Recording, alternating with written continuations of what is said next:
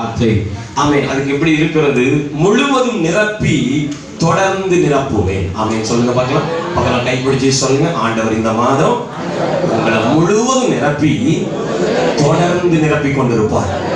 இன்னொரு தடவை சொல்லுங்க, ஆண்டவர் இந்த மாதம் அவங்க முகத்தை பார்த்து சந்தோஷம். அப்பா நான் என்ன சொல்றேன், சாபமான வார்த்தையா சொல்றேன், நல்ல வார்த்தை தானே சொல்றேன், சந்தோஷமா சொல்லுங்க பார்க்கலாம். இந்த மாதம் உங்களை முழுவதும் நிரப்பி தொடர்ந்து நிரப்பி கொண்டிருப்பார். ஆமென். சொல்லுங்களேன். நிறைவுங்கிறதுக்கு அர்த்தம் இப்படி எழுதி இருக்கு, முழுசா நிரப்பிட்டு திரும்ப திரும்ப நிரப்பிட்டே இருப்பார். அவர் சொல்லுங்களேன். இந்த நாள் காலை வேளையிலையும் தெய்வ சமூகத்தில் வார்த்தைக்காக நேற்றைக்கு இரவிலையும் காத்திருந்தேன். இந்த காலையிலையும் காத்திருக்கும் போது ஆண்டவர் ஒரு அற்புதமான வார்த்தையை தந்து உங்கள் மனக்கண்களை திறக்கும்படி ஆண்டவர் கிருபை தந்தார். ஆமென். சொல்லுங்களேன். இந்த செய்தியை நீங்கள் 3 அல்லது 4 வாரம் தொடர்ச்சியா கேட்க போறீங்க. அடுத்த வாரம் இல்லை, அடுத்த வாரம் பாஸ்டர் மனாசி அவர்கள் நல்ல வார்த்தையை கொண்டு வருவார்கள். இன்னைக்கு நான் ஒரு குறிப்பை மாத்திரம் மத்தியில் வைக்கிறேன். நம்ம எல்லாரும் திருப்பிக் கொள்வோம். யோவான் எழுதின சுவிசேஷம் 1வது அதிகாரம் 50வது வசனத்தை நாம் வாசிக்க போகிறோம். அல்லேலூயா. யோவான் 1வது அதிகாரம் 50வது வசனத்தை நாம சேர்ந்து எடுத்துக்கொண்டு வாசிக்க போகிறோம். எடுத்த எல்லாரும் வாசிக்கலாமா?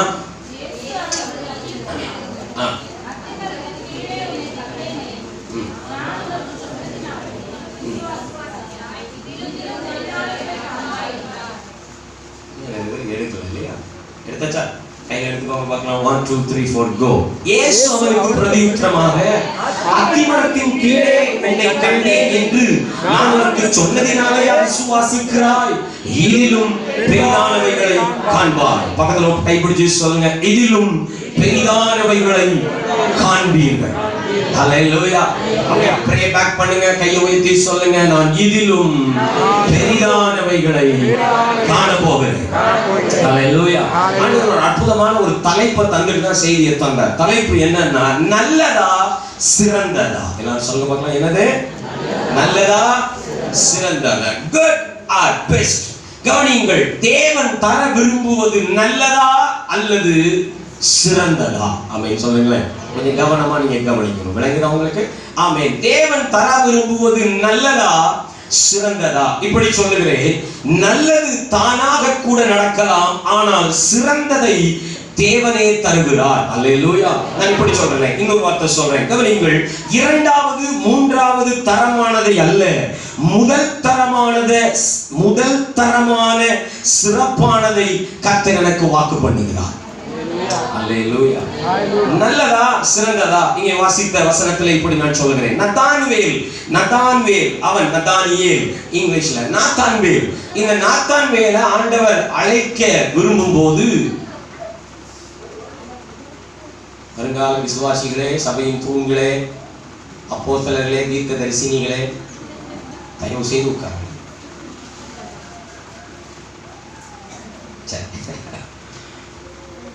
நாத்தான்வேலை கர்த்தர் அழைக்கும் போது கவனிங்கள், நாத்தான்வேலை அங்கே பிலிப்பு இயேசுட்டு அழைச்சிட்டு வர்றாரு. அழைச்சிட்டு வந்த உடனே இயேசு அவனை பார்த்த உடனே சொல்றாரு, இதோ கபடற்ற உத்தம இஸ்ரவேலன். உடனே நாத்தான்வேல் இயேசுட்ட கேட்கிறாரு, என்ன எப்ப பாத்தீங்க? என்ன உங்களுக்கு தெரியுமா? தெரிஞ்ச மாதிரி, என்ன முன்ன பின்ன பார்த்த மாதிரி, என்ற பழகின மாதிரி கபடற்றவன் என்று சொல்லுகிறீர்களே அப்படின்னு சொல்லும் போது இயேசு சொல்லுகிறார், பிலிப்பு உன்னை கூப்பிடும் போது நீ அத்திமரத்தின் கீழே தானே இருந்தாய். அத்திமரத்தின் கீழே தானே 2 பேரும் சந்தித்தீர்கள். ஆமா, அவன் உன்னை அத்திமரத்தின் கீழ் பார்க்கும் முன்பே நான் இங்க இருந்தே என் கண்களால் உன்னை பார்த்து விட்டேன் அப்படின்னு சொல்றார். ஆமென். சொல்லுங்களேன். இதை கண்ட உடனே புசுக்குன்னு பாதத்துல விழுந்துட்டான். இவ்வளவுதான். ஒரு வார்த்தை சொன்ன உடனே அங்க எழுந்து பாருங்க. ஆமா, 49ஆம் வசனம், ரபி நீ தேவனுடைய குமாரன், இஸ்ரவேலின் ராஜா அப்படின்னு பயங்கரமா அசந்து போயிட்டான் பாருங்க. உடனே இயேசு சொல்றாரு, அப்பா இதுக்கே அசந்து போயிட்டியா? இதுக்கா இப்படி எல்லாம் துதிக்கிற? இதுக்கா இவ்வளவு ஆமா ஆச்சரியப்படுற? இதிலும் பெரிதானவைகளை நான் உனக்காக வைத்திருக்கிறேன். ஆமென். சொல்லுங்க பார்க்கலாம். நான் உங்களுக்கு வெளிப்பாடாக இந்த மாதம் ஆசீர்வதித்து சொல்லுகிறேன், ஒருவேளை இதுவரைக்கும் பெற்றுக்கொண்டிருக்கிற நல்லவைகளை வைத்து நீங்கள் திருப்தி அடைந்திருக்கலாம். தேவன் உங்களை அடுத்த கட்ட எல்லைக்கு எடுத்து செல்ல விரும்புகிறார். நல்லவைகளுக்காக அல்ல, சிறந்தவைகளுக்காக நீங்கள் அழைக்கப்படுகிறீர்கள். ஆமென் சொல்லுங்களேன்.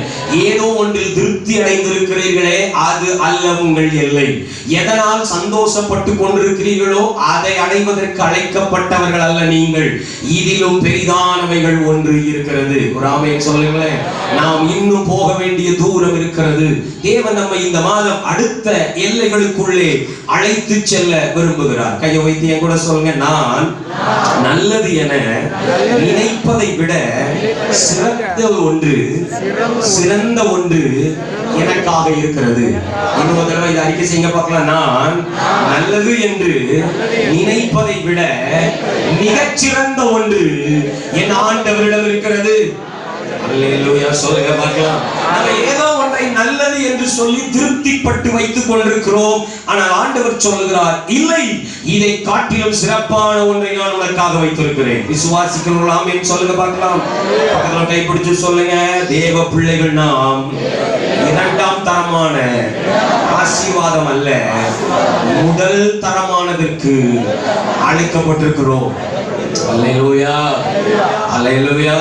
மூன்றாம் தர ஆசீர்வாதத்தாலேயோ இரண்டாம் தர ஆசீர்வாதத்தாலேயோ நீங்களும் நானும் திருப்தி அடைய தேவையில்லை. தேவன் நமக்கு முதல் தரமானவைகளை வைத்திருக்கிறார். விசுவாசிக்கிறோம் ஆமென். அல்லேலூயா அல்லேலூயா. கையை வைத்து சொல்லுங்க, நான் வாழ்வதற்கல்ல, சிறப்பாக வாழ அழைக்கப்பட்டிருக்கிறேன். எப்படி வாழ? வேதத்தை திருப்புங்க பார்க்கலாம். உபாகமம் 26ஆம் அதிகாரம் 19ஆம் வசனம் இப்படி சொல்லுது பாருங்க. ஆண்டவர் எப்படி, நம்முடைய ஆண்டவர் நம்மை எப்படி பார்க்கிறார், ஆண்டவர் நம்மை எப்படி வைக்க விரும்புகிறார், ஆண்டவர் தன்னுடைய பிள்ளைகளை என்னவான நிலைமை வைக்க விரும்புகிறார். 26:19 என் கூட யார்னாலும் வாசிக்கலாம். நான் வாசிக்க போறேன், யார்னாலும் என் கூட வாசிக்கலாம். நான் உண்டு பண்ணின எல்லா ஜாதிகளை பார்க்கிலும் புகழ்ச்சியிலும் கீர்த்தியிலும் மகிமையிலும் உன்னை சிறந்திருக்கும்படி செய்வேன் என்றும், நான் சொன்னபடியே நீ உன் தேவனாகிய கர்த்தரான எனக்கு பரிசுத்த ஜனமாய் இருப்பாய் என்றும் அவர் இன்று உனக்கு சொல்லுகிறார் என்றார். ஒரு அல்லேலூயா சொல்லுங்க பார்க்கலாம். அவர் சொல்றார் பாருங்க, நான் உண்டு பண்ணின எல்லா ஜாதிகள்.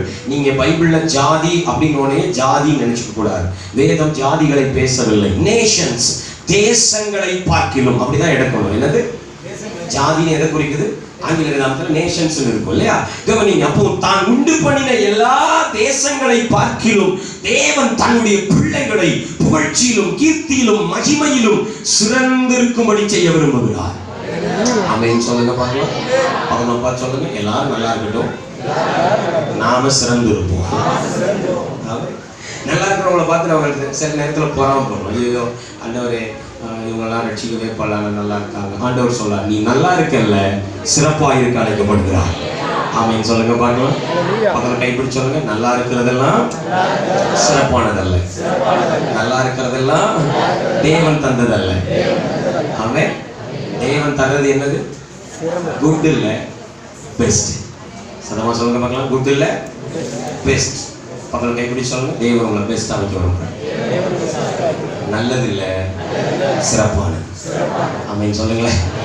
என்ன நல்லதுல நாம திருப்தி அடைஞ்சிடறோம் அப்படின்னா, கவனிங்க, என்ன நல்லதுல திருப்தி அடைஞ்சிடறோம், எப்படியாவது நடந்தா போதும் அப்படின்னு நினைக்கிறது நல்லது. நான் உங்களுக்கு காட்டுவேன், 2 பேரை காட்டுறேன். அதுக்கு முன்பாக இவைகளில் இருந்து ஒரு மனிதன் எப்படி வெளியே வர வேண்டும்? நியாயாதிபதிகள் 6ஆம் அதிகாரம் 12-13 வசனங்களிலே வாசிக்க வேண்டாம், நேரமில்லை. கிதியோனை பார்த்து ஆண்டவருடைய தூதன் தரிசனமாகி அழைக்கிறார். அங்கே கர்த்தருடைய தூதனானவர் அப்படின்னு எழுதியிருக்கு. அது இயேசுதான். இயேசு கிறிஸ்துவை அது குறிக்கிறது. இயேசு கிறிஸ்து தான் இந்த பூமியில் பிறப்பதற்கு முன்பு கர்த்தருடைய தூதனானவராக பூமிக்கு வந்திருக்கிறார். ஆமென். அது தியாலஜி இருக்கட்டும். அப்போ வந்து அவனை பார்த்து சொல்லுகிறார், பராக்கிரமசாலியே, கர்த்தர் உன்னோடு இருக்கிறார். அதற்கு கிதியோனுடைய ரிப்ளை என்ன? கர்த்தர் எங்களோடு இருந்தால் இவை ஏன் எங்களுக்கு சம்பவிக்க வேண்டும்? கர்த்தர் எங்களோடு இருந்தால் ஏன் நாங்கள் இப்படி கஷ்டப்பட வேண்டும்? என்னை கவனிக்க வேண்டும். கர்த்தர் எங்களோடு இருந்தால் இப்படி எல்லாம் ஏன் சம்பவிக்கிறது? தேவன் இதையெல்லாம் செய்தார் என்று எங்கள் முற்பிதாக்கள் சொன்ன ஆண்டவருடைய அற்புதம் எல்லாம் எங்கே அப்படின்னு கேட்கிறார். இதை பார்த்த உடனே கிதியோன் சந்தேகப்படுவதை போலவோ, கிதியோன் அவிசுவாசப்படுவதை போலவோ நமக்கு தெரியும். எங்க ஆண்டவரே நீங்க இருக்கீங்க அப்படின்னு. அவர் சொல்லுவது அதல்ல. அவருடைய வார்த்தையை இன்னும் கொஞ்சம் ஆழமாய் வாசித்து தியானிக்கிற போது அவர் விரும்புவது என்ன? அவர் சொல்லுகிறார், நன்றாய் கவனியுங்கள். ஆமென். கிதியோன் ஒரு பயத்தின் மனிதன், கிதியோன் ஒரு சந்தேகத்தின் மனிதன், கிதியோன் ஒரு விக்கிரக ஆராதனையின் குடும்பத்திலிருந்து வந்த மனிதன். அவங்க அப்பா ஒரு கோயிலை சொந்தமா கட்டி பூஜை நடத்தினவர். அப்படி ஒரு குடும்பத்தில் இருக்கிற ஒரு மனிதனை பார்த்து ஆண்டவர் அழைக்கிறார், பராக்கிரமசாலியே, நான் உன்னை அனுப்புகிறேன் வா. ஏன் அவனை தெரிந்து கொண்டார் தெரியுமா? நன்றாய் கவனியுங்கள். அவருடைய உள்ளத்துல இருந்த ஒரு தீராத துடிப்பு என்னன்னா, சந்தேகம் அல்ல. எங்க அற்புதம் நடக்குது போங்க. கர்த்தர் கூட இருந்தா இப்படி எல்லாம் அடிமைத்தனம் நடக்குமா? கர்த்தர் கூட இருந்தா இப்படி எல்லாம் இழப்புகள் வருமா? there is no doubt. அவனுக்கு சந்தேகம் இல்லை. ஆனால் அவன் உள்ளத்தில் இருந்த ஒரு துடிப்பு, ஒரு வேட்கை என்னவென்றால், அல்லேலூயா, நாங்கள் ஏன் இப்படி வாழ வேண்டும்? என்றாய் கவனியுங்கள். இந்த தியோட நான் தனியா பிரிச்சு சொல்றேன். என்ன வாழ்க்கை இது? அப்படி இல்லை. நான் தேவனுடைய பிள்ளையாயிருக்க, யெகோவா எங்கள் தேவனாயிருக்க, ரட்சிக்கிற ஒரு மாபெரும் கடவுள் எங்களுக்கு தலைவராயிருக்க, ராஜாவாயிருக்க, நாங்கள் ஏன் அடிமைத்தனத்திலே வாழ்கிறோம்? நாங்கள் ஏன் இன்னும் அற்புதங்களை அடையவில்லை? எங்கள் வாழ்க்கை ஏன் இன்னும் செழிக்கவில்லை? அந்த துடிப்புல தான் அவன் கேட்கிறான், எங்கே அவருடைய அற்புதங்கள்? ஆமென் சொல்லுங்களேன். இதே கேள்வியை நம்மளும் கேட்கிறோம். எப்படி கேட்கிறோம்? ஆண்டவர் எங்க அற்புதங்களை செய்யணும். அப்படியே போயிட்டு இருக்கு பிரதர், அப்படியே நடந்துட்டு இருக்கு. ஏதோ உழைக்கிறேன், ஏதோ குடும்பத்தை நடத்துறேன், நார்மலான ஒரு வாழ்க்கை. அவனுக்கு கிடைச்சது எனக்கு கிடைச்சா போதும். நன்றாய் கவனியுங்கள். ஆமென்.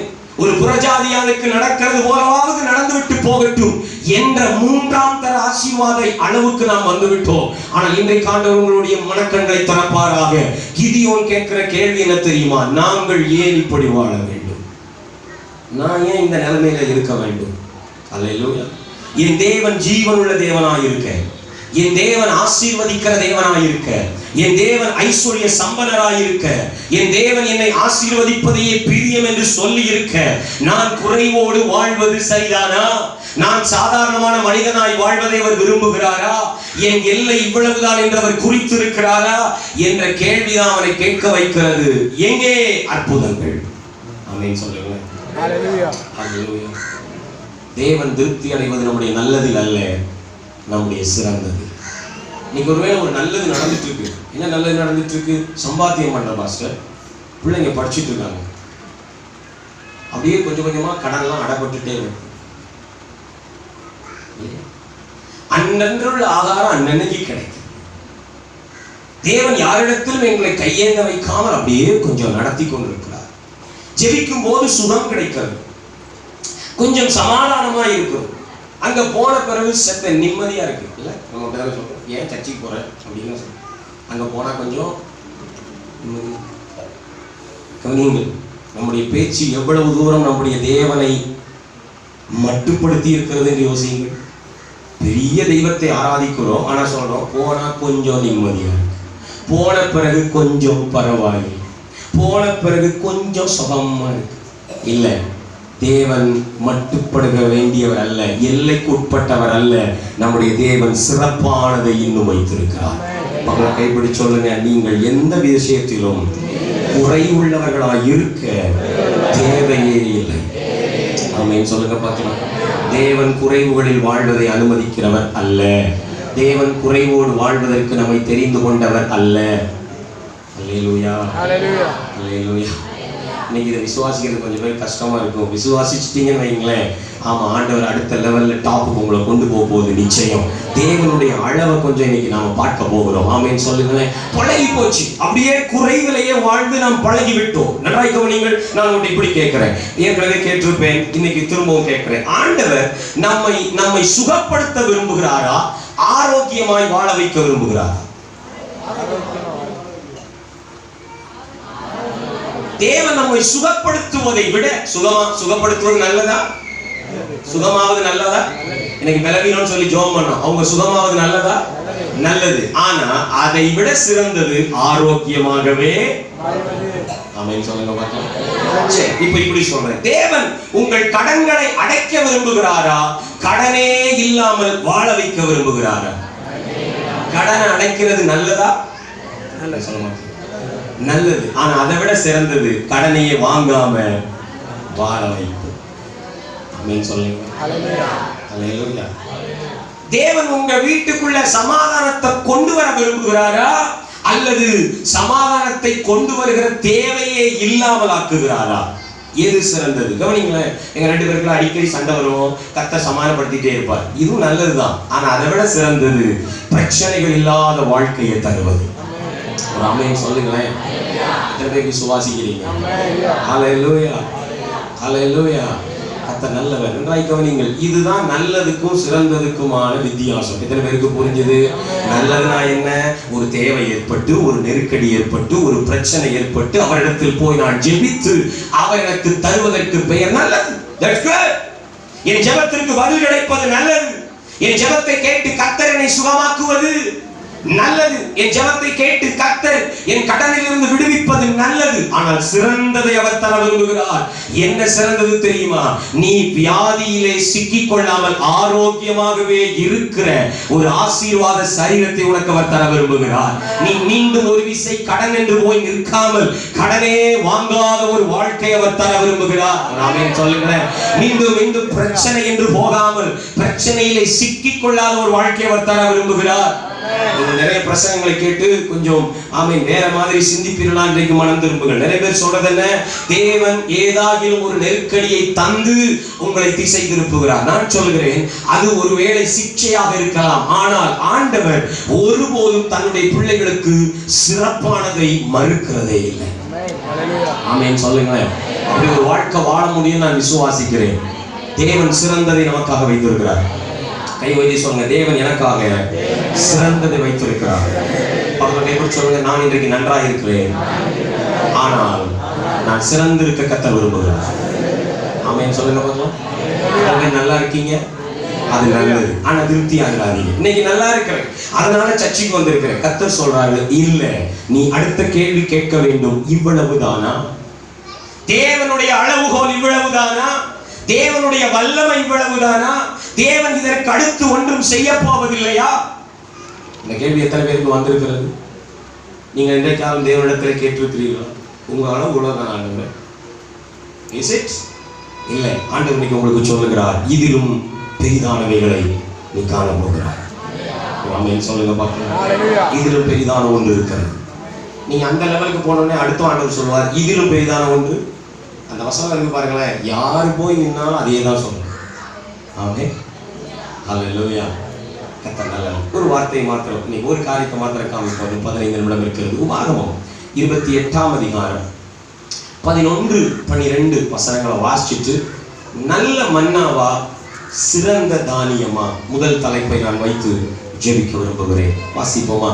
11, 12. உனக்கு கொடுப்பேன் என்று கர்த்தர் உன் பிதாக்களுக்கு ஆணையிட்ட தேசத்தில் உன் கற்பத்தின் கனியிலும் உன் மிருக ஜீவன்களின் பலனிலும் உன் நிலத்தின் கனியிலும் உனக்கு பரிபூரண நன்மை உண்டாக கட்டளையிடுவார். ஏற்ற காலத்திலே உன் தேசத்தில் மழை பெய்யும். நீ கையிட்டு செய்யும் வேலைகளை எல்லாம் அவர் ஆசீர்வதிக்கவும் கர்த்தர் உனக்கு தமது நல்ல பொக்கிஷ சாலையாகிய வானத்தை திறப்பார். நீ அநேக தேசங்களுக்கு கடன் கொடுப்பாய், நீயோ ஒரு அல்லேலூயா சொல்லுங்களேன். சரி, இதை ஆண்டவர் வாக்கு கொடுக்கும் போது அங்கே இருக்கிற மக்களுக்கு என்னதான் தெரியாதுன்னு சொல்றேன். பைபிளை கவனிங்க. 11ஆம் வசனத்தை பாருங்க. சரியா? ஆமா, அங்க எழுதி இருக்கு பாருங்க. மிருக ஜீவன்களின் பலத்திலும் உன் நிலத்தின் கனியிலும் உனக்கு பரிபூரண நன்மை உண்டாக கட்டளையிடுவார். இந்த வார்த்தையை சொல்லும் போது அவங்க இன்னும் கானானுக்கு வந்து சேரல. எங்க இருக்காங்க? 40 வருஷமா வனாந்திரத்துல இருக்காங்க. உபாகம புஸ்தகம்னா என்னன்னு உங்களுக்கு முதல்ல சொல்லிடுறேன். நல்லா கவனிங்க. உபாகமம்னா என்னன்னு. ஆதியாகம புஸ்தகத்திலே ஆண்டவர் சிருஷ்டிப்பிலிருந்து யோசேப்பு வரைக்கும் வரலாறு எழுதியிருக்கிறார். யாத்திராகம புஸ்தகத்திலே எகிப்தில் அவர்கள் அடிமையாயிருந்து வெளியே புறப்பட்ட காலங்கள் 20ஆம் அதிகாரம் வரை இருக்கிறது. 20ஆம் அதிகாரத்திற்கு மேல் அவர்கள் ஆமென் சீனாய் மலையின் அடிவாரத்திலே வந்து நிற்கிறார்கள். கிட்டத்தட்ட 2 வருஷம் சீனாய் மலையிலே தங்கி இருக்கிறாங்க. 2 வருஷம். அந்த சீனாய் மலையிலே தான் தேவன் 10 கட்டளைகளை என்ன செய்தார்? கொடுத்தார். நல்லா கவனிக்கணும். 2வது வருஷமே கொடுத்துட்டார். கொடுத்த பிறகுதான் இவங்க வம்பு பண்றாங்க. என்னாகமம் 13ஆம் அதிகாரம் வரைக்கும் அங்கதான் இருக்காங்க. கொடுத்த பிறகு என்ன அவங்க பண்றாங்க? ஆண்டவர் ஒரு 12 பேரை தெரிந்து கொண்டு கானானுக்கு அனுப்புகிறார். வந்ததுல 10 பேர் சொல்றாங்க நாம கானானுக்குள்ள போகவே முடியாது. யோசுவாவும் காலேபும் சொல்றாங்க நிச்சயமா போகலாம், சீக்கிரமா அதை பிடிச்சிடலாம். ஆண்டவர் பயங்கர கோபப்பட்டு சொன்னார், நீங்க ஒருத்தரும் போறதில்லடா, என்னை விசுவாசிக்காத ஒருவனும் கானானை சுதந்தரிப்பது இல்லை. நீங்க 40 வருஷம் அலைஞ்சி திரிங்க, 40 வருஷத்துல யோசுவாவின் காலேபை தவிர எல்லாரும் என்ன ஆயிருவீங்க? Dead body ஆயிருவீங்க. உங்க பிள்ளைகள் கானானுக்குள் போவாங்க. கவனிங்க, இதை சொல்லும் போது நான் இருக்கிறேன்னு வைங்களேன், எனக்கு வயது 33. இந்த 33 வயதுல ஆண்டவர் சொல்றாரு, நீ 73 ஆகும் போது கானானுக்குள் உன் பிள்ளைகள் போவார்கள், நீ என்ன ஆயிடுவ? கவனிங்க, இதை சொல்லும் போது என்னுடைய பிள்ளைகள் சின்ன பிள்ளைகள் அல்லது இனிதான் பிறக்க போகிறார்கள் வச்சுக்கோங்களேன். இப்போ தேவனுடைய கட்டளைகள் யாருக்கு மாத்திரம் தெரியும்? எனக்கு தெரியும். ஆனா என் பிள்ளைகளுக்கு சீனாய் மலையை அவங்க பார்க்கல. சொல்ல விளங்குதா உங்களுக்கு? ஆமே, திரும்பவும் சொல்றேன். சீனாய் மலையை வச்சு கட்டளை வருது, உடன்படிக்கை நடக்குது. சீனாய் மலையை விட்டு தாண்டின உடனே முறுமுறுக்கிறாங்க. கர்த்தர் சொல்லிட்டாரு, ஒரு பையில எங்க விட மாட்டேன். ஆனா இவங்க பிள்ளைகள் போவாங்க. குட்டி குட்டி பிள்ளைங்களா, நம்ம சண்டே ஸ்கூல் பிள்ளைங்க, நீங்க விபிஎஸ் படிக்கிற சண்டே ஸ்கூல் படிக்கிற பிள்ளைங்களை தப்பா நினைக்காதீங்க. சில நேரம் உங்களுக்கு கிடைக்காத உடன்படிக்கை அவங்களுக்கு நடக்கும். நீங்க வாங்கி வச்சிருக்கிற வாக்குத்தத்தத்துல 90% அனுபவிக்க போவது யார்? அப்படின்னு சொல்லுங்க. ஆமா, நீங்க போராடுவீங்க, அவங்க வந்து பழம் சாப்பிட்டு போவாங்க. நல்லது, கிடக்கட்டும். இப்படிதான் ஆண்டவர் சொன்னாரு, நீங்க 40 வருஷம் நடங்கடா. ஆனா இன்னைக்கு குட்டி குட்டியா உட்காந்து சீனாய் மலைனா என்னன்னு தெரியாம அப்படியே சண்டே ஸ்கூல்ல இருக்கு பாரு, அந்த பிள்ளைகள் எங்க போவாங்க? கானானுக்குள்ள போவாங்கன்னு சொல்லிட்டேன். இவங்க 40 வருஷத்துல எல்லாம் டெட் பாடி, ஒருத்தரும் உள்ள போகல. அவருடைய பிள்ளைகள் எல்லாம் வளர்ந்து பெரியவங்களா இருக்காங்க. 40 வருஷம் ஆயிட்டு பாத்தீங்களா? ஒரு வயசுல சீனாயில இருந்தவன் இப்ப எத்தனை வயசு ஆயிட்டான்? இப்போ கவனிங்க, கானான் கிட்ட வந்தா அவனுக்கு வயசு 40. அவனுக்கு கல்யாணம் ஆகி 2-3 குழந்தைங்க இருக்கு. இந்த 40 ஆண்டுகளில் வளர்ந்த இவர்களுக்கு தேவனுடைய எந்த கட்டளைகளும் அறிவிக்கப்படவில்லை. இவங்க அப்பாவுக்கு தெரியும் 10 கட்டளை, பையனுக்கு தெரியாது. ஏன்னா கர்த்தர் சீனாயில சொல்லும் போது இவன் குட்டி பையன். இப்ப அதனால ஆண்டவர் என்ன பண்ணாரு? மோசையை பார்த்து சொன்னாரு, கவனி, நீ சாகிறதுக்கு முன்னாடி ஒரு தடவை, இன்னும் ஒரு தடவை நான் சொன்ன கட்டளை எல்லாம் 2வது தலைமுறைக்கு சொல்லு. அதுக்கு பேர் தான் உபாகமம். ஆமென் சொல்லுங்களேன். உபாகமத்தை வாசிங்கன்னா டீட்டெயிலா கர்த்தர் திரும்ப ரிப்பீட் பண்ணுவார். ஆமென். ஓய்வு நாளை பரிசுத்தமாய் ஆசரிக்க மறவாதிருப்பாய் ஒரு வார்த்தையில அப்பாவுக்கு சொன்னதை 10 வசனத்துல பிள்ளைக்கு சொல்லுவார், விளக்கமா சொல்லுவார். உங்க அப்பா ஏற்கனவே சொன்னேன், அவன் கீழ்ப்படியாம வனாந்திரத்தை செத்து போயிட்டான், நீயும் இந்த வசனத்துக்கு கீழ்ப்படிவாயாக. அப்போ உபாகமம் என்னன்னு தெரியுதா? உபாகமம்னா என்ன? யாத்ராகமத்தில் தகப்பன்மாருக்கு சொன்னதை உபாகமத்துல தேவன் யாருக்கு சொல்லுகிறார்? விளங்கிட்டா உங்களுக்கு? அதான் டூப்ளிகேட் ஆகிருக்கும். யாத்ராகமத்துல என்ன இருக்கோ அதான் உபாகமத்துல இருக்கு. ஆனா உபாகமத்துல டீட்டெயிலா இருக்கும். ஏன்னா தேவன் வாழப்போகிற பிள்ளைகளுக்கு விளக்கமாக சொல்லுகிறார். ஆமென் சொல்லுங்களேன். விளங்கிட்டா? உபாகமம்னா என்ன இப்ப சொல்லுங்க பார்க்கலாம். யாத்ராகமத்துல இருக்கிற கட்டளைய பிள்ளைகளுக்காக தேவன் விளக்கி மீண்டும் சொல்லுவது உபாகமம். இப்போ இந்த வசனம் எங்க இருக்கு? உபாகமத்துல தான் இருக்கு. உபாகமத்துல ஆண்டவர் பிள்ளைகளை பார்த்து, நல்லா கவனிக்கணும், முதல் தலைமுறை அவுட்டு, 2வது பிள்ளைகளை பார்த்து சொல்றாரு. நான் இப்படி சொல்றேனே, என் பிள்ளை இருக்குன்னு வைங்க, ஒரு வயசுல சீனாயில நான் இறந்து போயிட்டேன், 40 வயசுல என் மகள் இருக்கிறாள், கானானுக்குள் போக போகிறாள். என் மகளை பார்த்து ஆண்டவர் சொல்லுகிறார், உனக்கு நிலத்தின் கனியில் பூரணமான ஆசீர்வாதம் உண்டாகும். நான் உனக்கு ஏற்ற காலத்தில் என்ன பெய்ய பண்ணுவேன்? மழை பெய்ய பண்ணுவேன். நான் உன் கையிட்டு செய்யற வேலையெல்லாம் ஆசீர்வதிப்பேன். இந்த பிள்ளைகிட்ட சொன்னா இதுக்கு தெரியாது. ஏன் தெரியுமா? இது விவசாயம் பண்ணதே எங்க வளர்ந்துட்டு வருது? வனாந்திரத்துல. இது நாத்து நட்டது இல்ல, இது மழை பெஞ்சு தொழில் அடிச்சதை பார்த்ததே இல்ல, இது அறுப்புக்கு போனதே சொல்லுங்க இல்ல. அப்ப இவங்க சாப்பாடெல்லாம் என்ன? காலமே எந்திப்பாங்க, குடிசைக்கு வெளியே போய், கூடாரத்துக்கு வெளியே போய் பார்த்தா மண்ணா பெஞ்சு கிடக்கும். அவ்வளவு பொறுக்கிட்டு வந்து அரைச்சோ அல்லது பச்சையாவோ அல்லது சுட்டோ பணியாரமாவோ நல்லா சாப்பிடுவாங்க. டெய்லி என்னதுதான் சாப்பாடு? மன்னா. சொல்லுங்க, என்னது மன்னானா அர்த்தம் உங்களுக்கு தெரியுமா? மன்னானா இது என்னன்னு அர்த்தம். What is that? அதான் அர்த்தம். மன்னா அப்படிங்கிறதுக்கு என்ன அர்த்தம்? ஏன் பெயர் வச்சாங்கன்னா, எல்லாம் ஒரு நாள் கூடாரத்துக்கு வெளியே வந்து பார்த்தாங்க. முதல் நாள் ஒரே குழப்பம். ஆமா, ஆண்டவர்கிட்ட மோசை ஜெபம் பண்ணான். காலையில பாரு என்ன நடக்குது, காலையில விடவிடேன்னு கிடக்குது வீட்டு முன்னாடி. எல்லாரும் கேட்டாங்க, இது என்ன, இது என்ன, இது என்ன? உடனே அவன் சொன்னா, இதுக்கு பேரே இது என்னதான், மன்னா. அப்போ மன்னானா என்னது சொல்லுங்க? இது. அப்ப இந்த பிள்ளைகளுக்கு சாப்பாடே என்னதான் 40 வருஷமா? இது என்ன? இப்ப இதுகிட்ட போய் உனக்கு மழை பெய்யும், நீ தொடி அடிப்பதான் அது பாக்குது. இது எங்க உள்ளது அப்படின்னா என்னவே தெரியாது. நாங்க 40 வருஷமா என்னதான் சாப்பிடுறோம்? பணியாரம் சுட்டாலும் மண்ணாதான், கொழுக்கட்டை சுட்டாலும் சப்பாத்தி சுட்டாலும் மண்ணாதான், இடியாப்பம் சுட்டாலும் சோறு சோறு சோறு. தமிழ்நாட்டில் இருக்கிறவனுக்கு எப்படி சோறோ இஸ்ரவேலனுக்கு அதே மாதிரி மண்ணா. காலையிலையும் சோறு, மத்தியானமும் நைட்டும் சோறு கொடுக்கலனா தூக்கம் வராது. அவனுக்கு மண்ணா, 40 வருஷமா மண்ணா. இது என்ன கவனிங்க. அப்படியே பழகிட்டவங்களை பார்த்து திடீர்னு ஆண்டவர் சொல்றாரு, அவங்களுக்கு மண்ணான்னா அதுதான் தானியம், அது ரொம்ப நல்லது, அப்படிதான் பழக்கி வச்சிருக்காங்க, இதுதான்ப்பா சாப்பாடு. ஆனா கவனிங்க, தேவன் அந்த மன்னாவை நிறுத்துகிற ஒரு காலம் வந்தது. அல்லேலூயா சொல்லுங்க. அல்லேலூயா சொன்னவங்களுக்குலாம் இப்போ நான் ஒரு ஆசீர்வாதம் தர போறேன். நீங்க எதையெல்லாம் நம்பி எதையெல்லாம் நல்லது என்று சொல்லிக் கொண்டிருக்கிறீர்களோ, தேவன் அதையெல்லாம் நிறுத்துகிற காலம் வருவதாக. அதை வச்சுதான் கொஞ்சமாவது ஓடிக்கிட்டு இருக்கு. அந்த ஓடுறத கர்த்தர் நிறுத்துவாராக. நிறுத்திட்டு என்ன சொன்னார் தெரியுமா? யோசுவாவின் புஸ்தகத்துக்கு வாங்க. தேவன் சொன்னதை அங்க செய்யறார் பாருங்க. யோசுவாவின் புஸ்தகம் 5வது அதிகாரத்துல ஆண்டவர் நிறுத்துகிறதை பாருங்கள். அல்லேலூயா. 11ஆம் வசனம். பஸ்காவின் மறுநாளாகிய அன்றைய தினம் அவர்கள் தேசத்தினுடைய தானியத்தால் ஆகிய புளிப்பில்லாத அப்பங்களையும் சுட்ட கதிர்களையும் புசித்தார்கள்.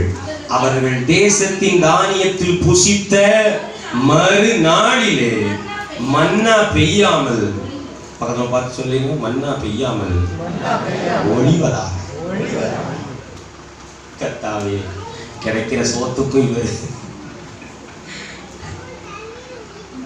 மன்னா பெய்யாமல் ஒளிந்தது. ஏன்னா தேவன் அங்கே மன்னாவை அல்ல, சிறப்பான தானியத்தை வைத்திருக்கிறார். ஆமென் சொல்லுங்க பார்க்கலாம். இன்னைக்கு தேவன் இந்த ஒரு குறிப்பை நான் சொல்லிட்டு ஜெபிக்கட்டும். நல்ல மன்னா அல்ல, சிறந்த தானியத்தை கர்த்தர் உங்களுக்கு தருவாராக. இந்த மன்னாவினுடைய சில விஷயங்களை நான் உங்களுக்கு சொல்லிடுறேன். என்னாகமம் 11ஆம் அதிகாரம் 3 குறிப்பு மட்டும் சொல்லிட்டு ஜெபம் பண்ணுவோம். என்னாகமம் 11:6 எப்படி எழுதி இருக்கு பாருங்க. என்னாகமம் 11:6 பத்தி இந்த மக்கள் மன்னாவையே சாப்பிட்ட மக்கள் சொன்ன வார்த்தை என்னன்னா, இப்பொழுதும் நம்முடைய உள்ளம் வாடி போகிறது, இந்த மன்னாவை தவிர நம்முடைய கண்களுக்கு முன்பாக ஒன்றுமில்லையே. ஒருவேளை இன்றைக்கு வந்திருக்கிற தேவ பிள்ளையே, உங்க வாழ்க்கையில ஒரு சலிப்பூட்டுகிற மன்னா போன்ற ஒரு வாழ்க்கை இருக்கலாம். நல்லாதான் இருக்கு பாஸ்டர், இதுதான் என் தொழில், இதுதான் என் வருமானம், இதுதான் என் குடும்பம், இதுதான் என் படிப்பு, இதுதான் என் மன்னா. பட் எனக்கு ஒரு சலிப்பு உண்டாகிறது, என் உள்ளம் அடிக்கடி வாடி போகிறது, இதை தவிர வேறு ஒன்றும் எனக்கு இல்லை என்று சொல்லுவீர்களானால் நான் உங்களுக்கு சொல்லுகிறேன், நீங்கள் ஆராதிக்கிற கிறிஸ்து, நீங்களும் நானும் நம்பி வந்த கிறிஸ்து நல்ல மன்னாவை அல்ல, அதை காட்டிலும் சிறந்த ஒரு தானியத்தை உங்களுக்காக வைத்திருக்கிறார். சலிப்பூட்டுகிற மன்னாவை ஒழித்து சம்பூரணமான தானியத்தை உங்களுக்கு அவர் தருவாராக. ஆமென் சொல்லி பெற்றுக்கொள்ளுங்க பார்க்கலாம். அல்லேலூயா. செய்தி புரியுதா? புரிஞ்சவங்க ஒரு ஆமென் சொல்லுங்க. புரியலனாலும் ஆமென் சொல்லி பெற்றுக்கொள்ளுங்க. சளி பூட்டி போச்சு அவங்களுக்கு மண்ணா சாப்பிட்டு சாப்பிட்டு. அல்லேலூயா.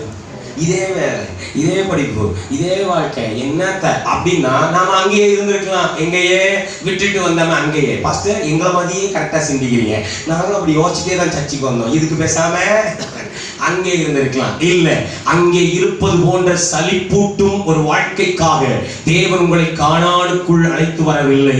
கானானுக்குள் மன்னா அல்ல, கானானுக்குள் சிறப்பான தானியங்கள் உங்களுக்காக காத்திருக்கிறது. கையை உயர்த்தி ஒரு ஆமென் சொல்லுங்களேன். சம்பூரணமான தானியங்களை கர்த்தர் வைத்திருக்கிறார். அல்லேலூயா. அல்லேலூயா. வசனங்களை காண்பிக்கும் போது உங்களுக்கு புரியும். ஆமென். உபாகமம் 8வது அதிகாரம் 3வது வசனத்திலே கை வைத்துக் கொள்ளுங்கள். வாசிங்க பார்க்கலாம். உபாகமம் 8:3 ஆண்டவர் எப்படிப்பட்ட ஆசீர்வாதத்தை கொடுக்கிறார் பாருங்க. அது கோதுமையும் வாற்கோதுமையும் 8:3 இல்ல 8:3 வாசி இல்ல 8 வாசிங்க முதல்ல. அது கோதுமையும் வாற்கோதுமையும் திராட்சை செடிகளும் அத்தி மரங்களும் மாதுளம் செடிகளும் உள்ள தேசம். அது ஒலிவ மரங்களும் எண்ணெயும் தேனும் உள்ள தேசம். கையை வைத்து ஒரு ஆமேன் சொல்லுங்க. ஆவிக்குரிய அர்த்தத்துல சொல்றேன். 40 வருஷமா மன்னா மன்னா மன்னா மன்னா, எதனாலும் மன்னா நல்லா தான் இருக்கு. ஆனா மன்னா கர்த்தருக்கு உங்களுக்கு மன்னாவை ஒளிந்து போக செய்து சம்பூர்ணமான தானியங்களை தந்தருளுவாராக, சம்பூர்ணமான திராட்சை செடிகளை தந்தருளுவாராக, ஒலிவ மரமும் எண்ணெயும் தேனும் உங்கள் மீது புரண்டு வருவதாக. ஆமென் சொல்லி பெற்றுக்கொள்ளுங்க. பார்க்கலாம். இதுவரை நடந்த சாதாரணமானவை நிற்கப்படட்டும், அசாதாரணமானவைகளை கர்த்தர் தொடங்கி வைப்பாராக. ஆமென் சொல்லுங்களேன். அல்லேலூயா. சலிப்பூட்டும் மன்னாவுக்கு கர்த்தர் ஒரு முடிவு கட்டுகிறார். அது நல்லதுதான். நான் மன்னாவை தப்புன்னு சொல்லல. மன்னா இஸ் குட். ஆனா ஆண்டவர் சொல்றாரு, என் ஜனத்திற்கு அதை காட்டிலும் பெஸ்ட் ஒன்ன நான் வைத்திருக்கிறேன். இரண்டாவது பாருங்க, மன்னாவின் இரண்டாவது விஷயம். அதே 8ஆம் அதிகாரம் 3ஆம் வசனம் பாருங்க. அவர் உன்னை சிறுமைப்படுத்தி உன்னை பசியினால், இந்த வசனங்களை கவனமா வாசிக்கணும். மன்னாவை வயிறுக்குள்ள திங்கலவங்க இந்த வசனத்தை வாசிங்க கவனமா. அவர் உன்னை சிறுமைப்படுத்தி உன்னை பசியினால் வருத்தி, மனுஷன் அப்பத்தினால் மாத்திரமல்ல கர்த்தருடைய வாயிலிருந்து புறப்படுகிற ஒவ்வொரு வார்த்தையினாலும் பிழைப்பான் என்பதை உன்னை பட்டினியா போட்டு உன்னை சிறுமைப்படுத்தி உனக்கு கர்த்தருடைய வார்த்தையின் வல்லமையை உணர்த்தும்படிக்கு நீயும் உன் பிதாக்களும் அறியாதிருந்த மன்னாவினால். எதுக்கு மன்னா கொடுத்தாரா? முத வார்த்தை என்ன சொல்லி இருப்பாருங்க? 2 வார்த்தை. உன்னை சிறுமைப்படுத்தி. மன்னா எதுக்கு கொடுத்தாரு பாருங்க? எதுக்கு? சிறுமைப்படுத்தும் மன்னா. பசினால வருத்தினா மன்னாவை சாப்பிடுறதுக்கு இஷ்டம் இல்லாம மத்தியானம் என்ன வேண்டாம், சோறே நம்மளும் சாப்பிட்டு சொல்ல சொல்லு, என்னத்தை சாப்பிடுறது அதே அங்க சாப்பிடாம படுக்கிற மாதிரி பல நாட்கள் பட்டினி இருந்திருக்கிறான். பல நாட்கள் மன்னாவினால் சிறுமைப்படுத்தப்பட்டிருக்கிறான். ஆண்டவர் சொல்லுகிறார், அந்த மன்னாவை நான் உனக்கு நிறுத்தி. 10வது வசனத்தை வாசிங்க. 9, 10 வாசிப்போமா? சேர்ந்து வாசிப்போமா? அது இது எங்கன்னா வனாந்தரத்துல. சொல்லுங்க, வனாந்தரத்துல மன்னா. மன்னா என்ன செஞ்சது? சிறுமைப்படுத்தியது. மன்னா என்ன செய்தது? பசியினால் வருத்தியது. மன்னா என்ன செய்தது? அறகுறை சாப்பாடு தந்தது. ஆனா கானானுக்குள்ள, ரட்சிப்புக்குள்ள பிரவேசித்த பிறகு அங்கே தேவன் கொடுக்கிற சிறப்பானது 9, 10 வாசிப்போமா? அது தாழ்ச்சி இல்லாமல் அப்பம் ருசிக்கத்தக்கதும் ஒன்று உனக்கு குறைவுபடாததுமான தேசம். 10 வாசிங்க நேரா. ஆகையால் நீ புசித்து திருப்தி அடைந்திருக்கையில் உன் தேவனாகிய கர்த்தர் உனக்கு கொடுத்த நல்ல தேசத்துக்காக அவரை அல்லேலூயா சொல்லுங்க பார்க்கலாம். சிறுமைப்படுத்தின சிலவற்றை கர்த்தர் நிறுத்தி, ஆமென், தாராளமான தாழ்ச்சி இல்லாத ஆமென் தானியங்களை உங்களுக்கு கர்த்தர் தருவாராக. ஆமென் சொல்லுங்க பார்க்கலாம். நல்ல மன்னாதான், ஆனா அதுல சிறுமை இருக்குது. ஆண்டவர் சொல்லுகிறார், நான் அதை ஒழித்து உனக்கு சிறப்பானதை தரப்போகிறேன். 3வதாக கடைசியாக சொல்லிவிடுகிறேன். உபாகமம் 11ஆம் அதிகாரம், அப்படியே பின்னாடி திருப்புங்க. 11ஆம் அதிகாரம் 14, 15 வசனங்களையும் ஒருத்தர் சங்கீதம் 78, 25 வாசிங்க பார்க்கலாம். முதல்ல சங்கீதம் வாசிச்சிருங்க. 78, 25 வாசிங்க.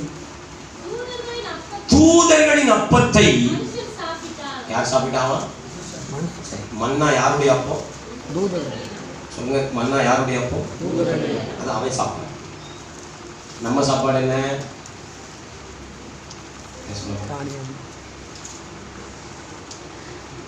தூதர்களின் அப்பம். அது கடன் வாங்கின சாப்பாடு. நான் அப்படி பார்க்கிறேன். அது அடுத்த வீட்டு சாப்பாடு, அது அடுத்த நாட்டு சாப்பாடு. தேவன் எனக்கு என்ன வைத்திருக்கிறார்?